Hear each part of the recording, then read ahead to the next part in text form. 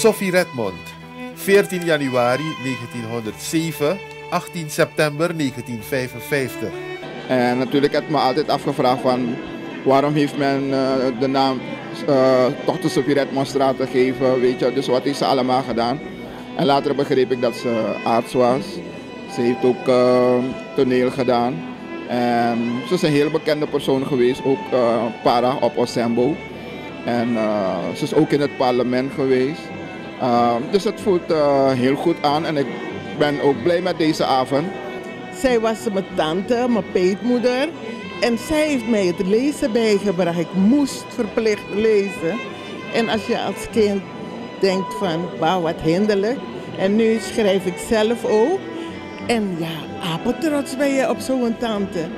Sociaal bewogen arts, toneelschrijfster, voorlichtingspionier.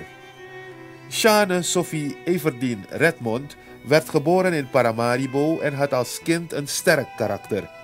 Haar vader wilde dat ze pianoles kreeg, maar Sophie wilde liever viool spelen.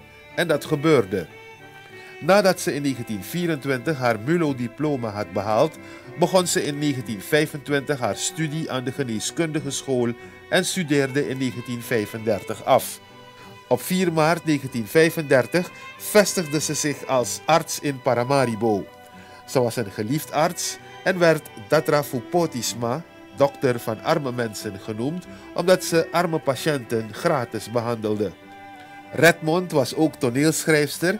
Ze schreef in het Srenantongo toneelstukken waarin ze voorlichting gaf over actuele thema's. Ook in haar radiorubriek Datra Miwa Aksiwansani gaf ze voorlichting en advies over verschillende onderwerpen.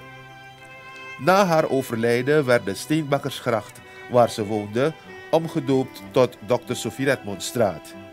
Bij het Academisch Ziekenhuis Paramaribo aan de Vlustraat staat haar borstbeeld, gemaakt door Jo Rens. In Nederland organiseert stichting Between the Lines sinds 2013 jaarlijks de Sophie Redmond lezing en reikt de gouden vioolspeld uit aan opmerkelijke Surinaamse vrouwen.